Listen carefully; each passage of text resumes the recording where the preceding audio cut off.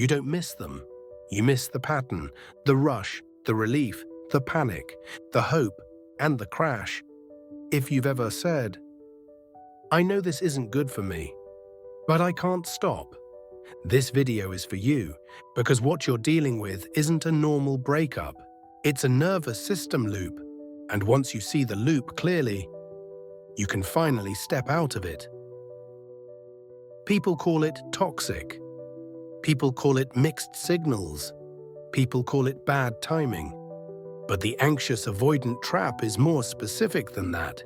It's a dynamic where one person gets closer to feel safe. The other person pulls away to feel safe. Both are trying to regulate fear.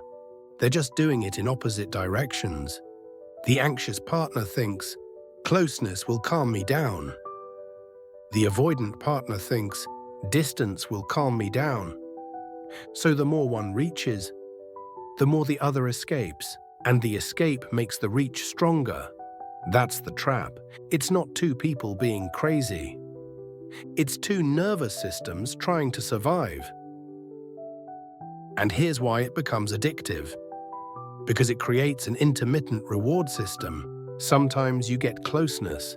Sometimes you get distance. Sometimes you get a sweet message. Sometimes you get silence. That inconsistency doesn't reduce obsession. It creates obsession. Because your brain keeps trying to solve it, your mind starts living in questions. What did I do? What did they mean? Are they losing interest? Should I text? Should I wait? And the relationship becomes a puzzle, not a connection. A puzzle.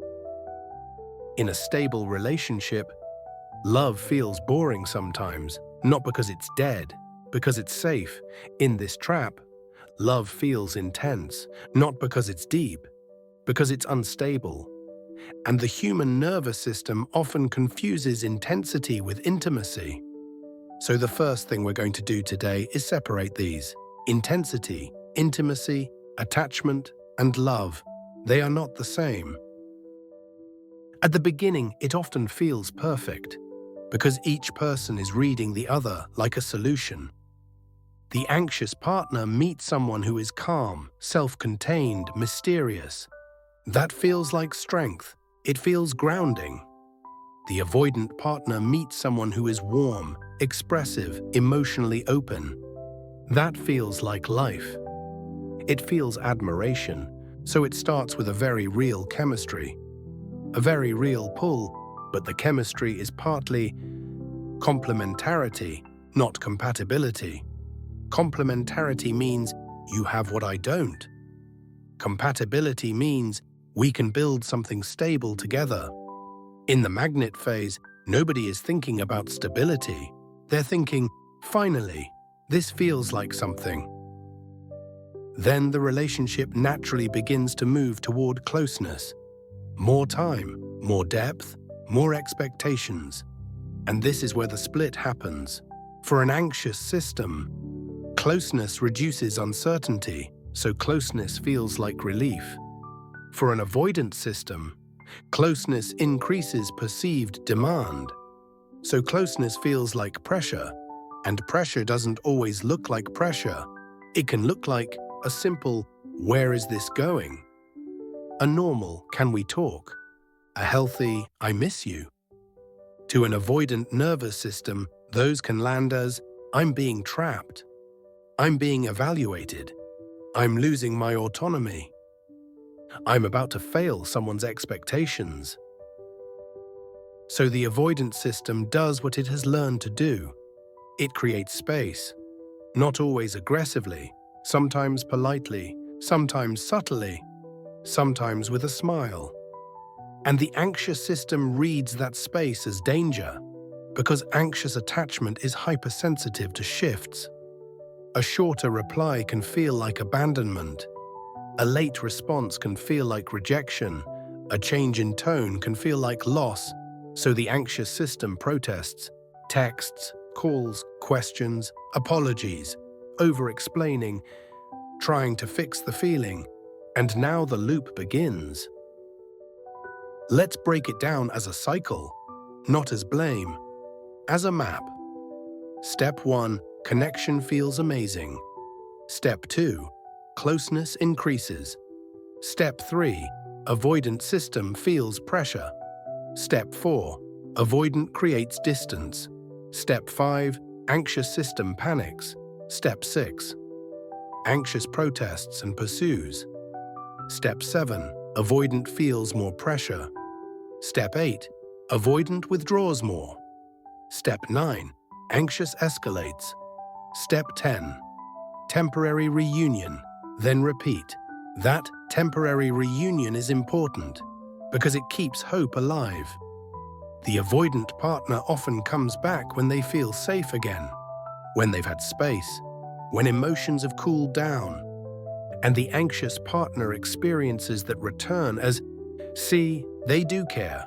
I just need to do the right thing next time."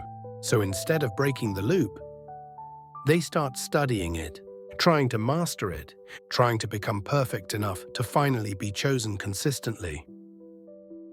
And this is where self-worth gets attached to outcomes. The relationship becomes a test. If they stay, I'm lovable. If they pull away, I'm not.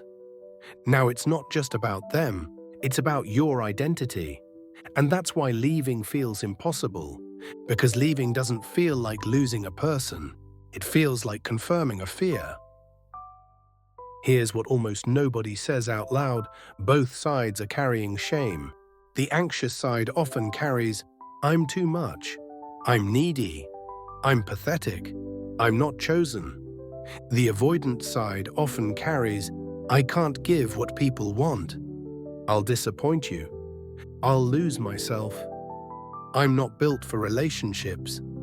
So when the anxious partner reaches, the avoidant partner doesn't only feel pressure, they can feel shame, because closeness highlights what they fear they can't sustain. And when the avoidant partner withdraws, the anxious partner doesn't only feel loneliness, they feel shame, because withdrawal triggers, "Of course. I knew it. I'm not worth staying for." This is why the trap can look like cruelty even when it isn't. It's two people protecting the same wound from different directions. Anxious protects by grabbing. Avoidant protects by escaping. Neither one is the villain. But the dynamic can still harm both. A lot. Let's talk about mixed signals, because this is where people spiral. Mixed signals often look like they're affectionate in person, cold on text. They talk about the future, then disappear for days. They say, "I miss you," then avoid making plans. They act jealous, but refuse commitment. Now, could that be manipulation? Yes. Could it be lack of interest? Yes. But in the anxious-avoidant loop, mixed signals often mean something else. Approach and avoidance are happening in the same person.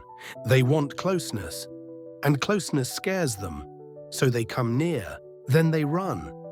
And to the anxious system, that is the most addictive drug on earth, because it creates a feeling of, if I just do it right, I can stabilize them, I can finally earn the safe version of them.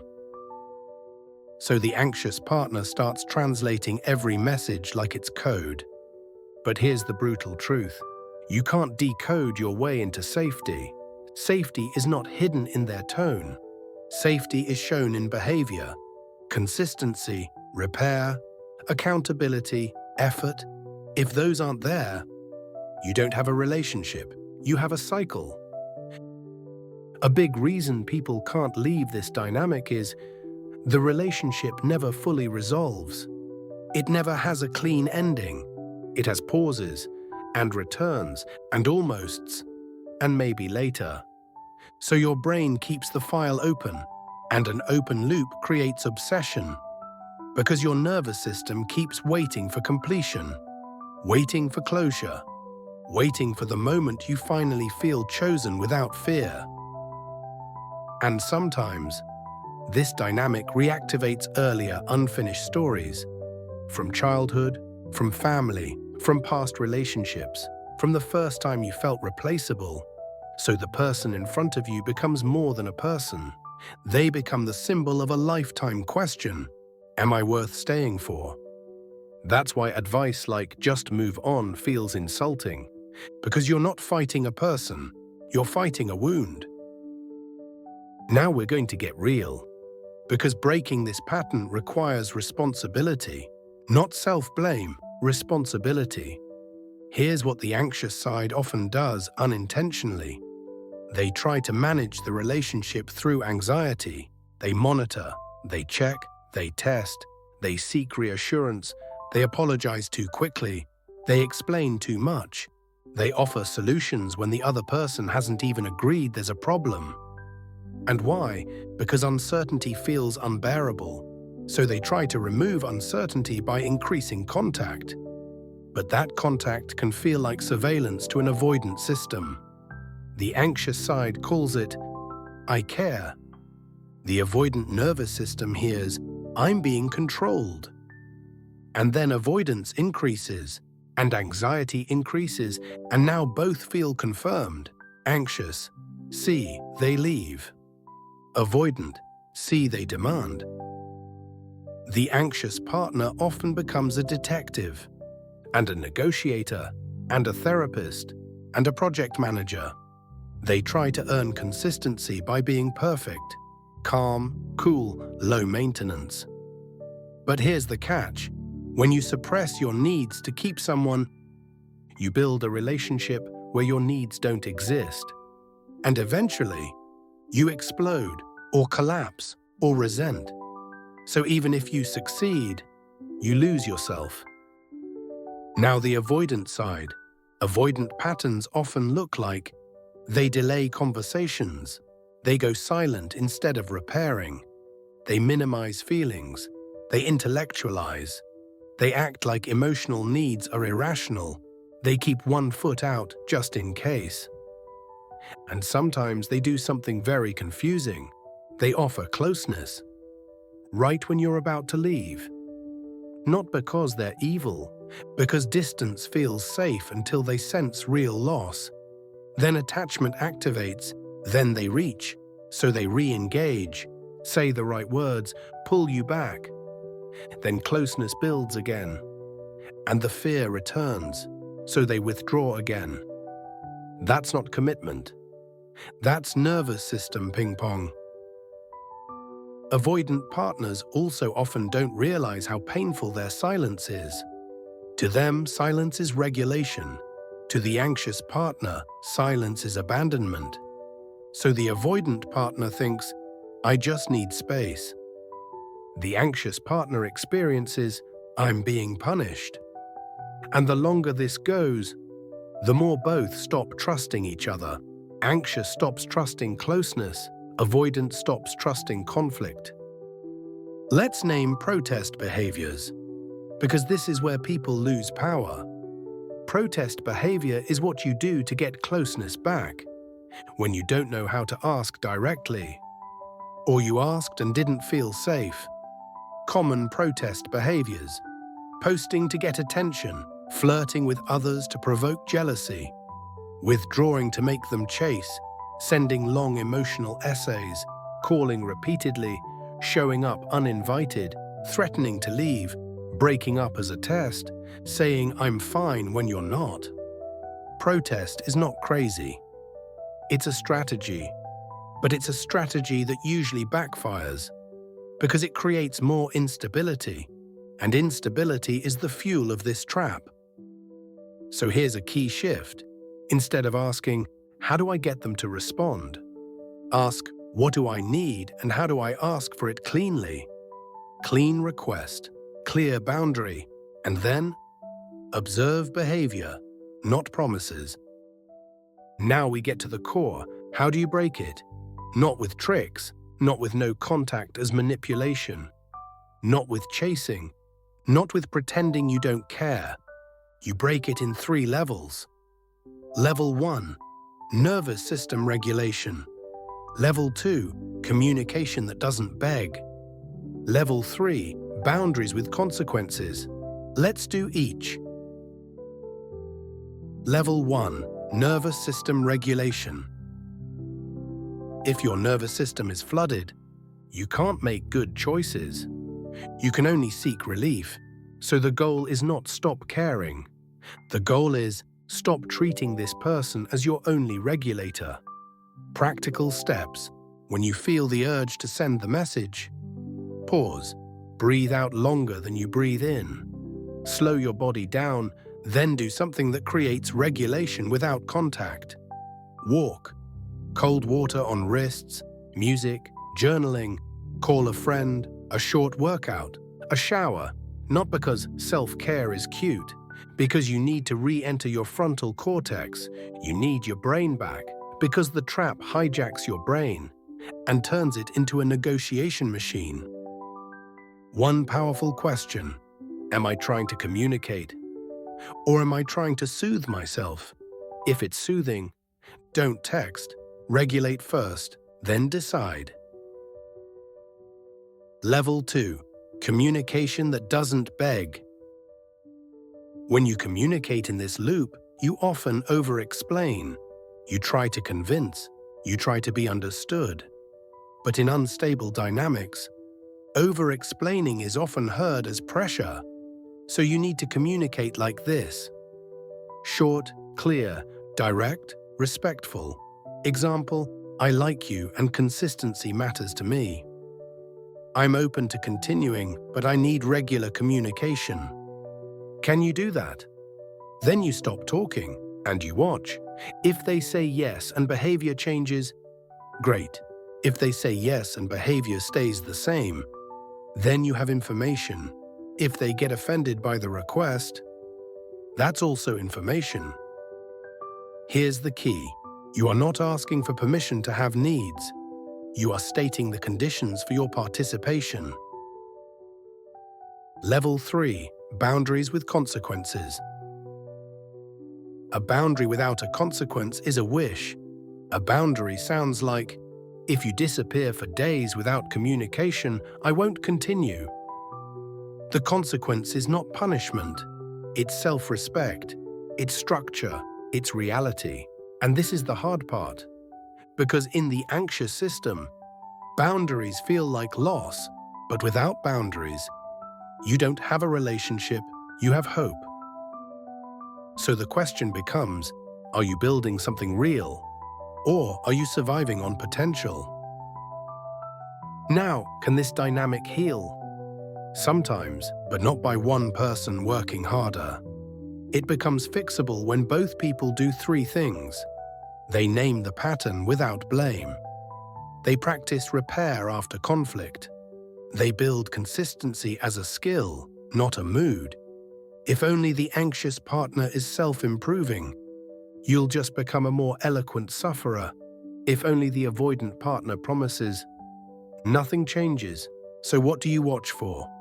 Behavioral markers, not words. Green flags in a previously avoidant person. They don't punish you for bringing up feelings. They can stay in a conversation when it's uncomfortable. They follow through on small agreements. They acknowledge impact. They don't just explain intent. They repair after withdrawal.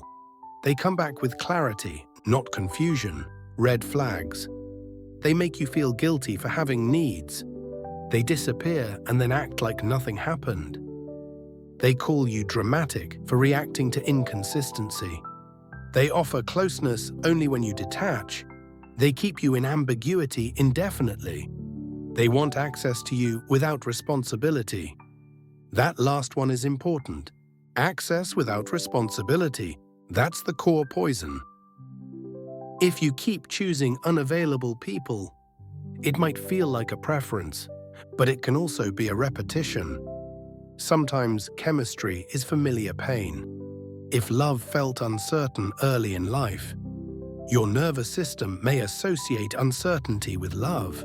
So when someone is stable, they can feel boring or suspicious. And when someone is distant, they feel magnetic. That doesn't mean you're broken. It means your system learned a pattern, and patterns can be unlearned. But first, you have to stop romanticizing the chase. A mature question is, do they make me feel safe to be myself? Not, Can I win them? If you decide this isn't healthy, here's how to leave without ripping your own skin off. Step 1. Decide privately first. Don't announce it while flooded. Don't threaten it. Decide. Step 2. Write a short closing statement. Something like, "I've realized I need a different level of consistency. I'm stepping back and I won't continue this. I wish you well." Short, clean, no essay, no debate invitation. Step 3. Expect withdrawal pain. Your body will treat it like danger. You will crave contact. You will want to check. You will want to just see. That's the addiction component, not love. Step 4. Replace the regulator. Plan your evenings. Plan your weekends. Fill the silence with structure. Not because distraction is denial, because structure is safety. And one more. If you leave, don't leave the door half open. Half-open doors are how the loop returns. The pattern doesn't need a relationship to continue. It needs access. If you're staying and you genuinely believe both are willing, then you need new rules. Not vibes, rules. Here's a template. I want to continue. But we need to do this differently. When you withdraw without communication, I spiral. And when I pursue intensely, you feel pressured. So let's agree on a repair plan. Repair plan examples. If one person needs space, they say, "I'm overwhelmed, I need a day. I'll text you tomorrow at 7. And the other person agrees to not chasing during that time, but also not accepting indefinite silence. Then you track follow-through. If it doesn't happen, you stop negotiating reality, because real intimacy is not the absence of conflict. It's the presence of repair. Here's the line I want you to remember. You don't have to convince someone to be consistent. You don't have to perform calmness to be chosen. You don't have to shrink your needs to keep access. The pattern ends when you stop negotiating for basic emotional safety. Because love without safety is not love, it's survival. If you saw yourself in this, don't shame yourself. You weren't weak, you were attached. Now you can become aware, and awareness is power. In the next video, we'll go deeper into how to rebuild secure attachment behaviors, what secure actually looks like in real dating, and how to stop mistaking intensity for destiny. Until then, watch patterns, not promises.